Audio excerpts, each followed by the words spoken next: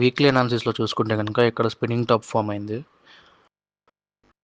అది కూడా almost near to the resistance and also ఈ అప్ ట్రెండ్ లైన్ దగ్గర కూడా కొంచెం క్లోజ్గానే ఉంది.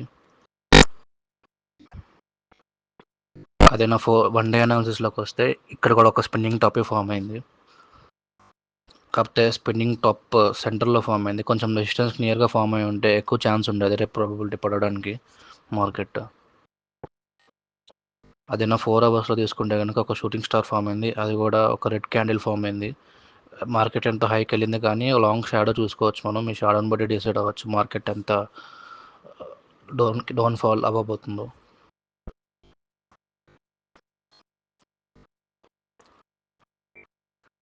ఫిఫ్టీన్ అవర్స్ అనాలిసిస్లో తీసుకుంటే కనుక మొత్తం చోపి మార్కెట్లోనే ఉంది.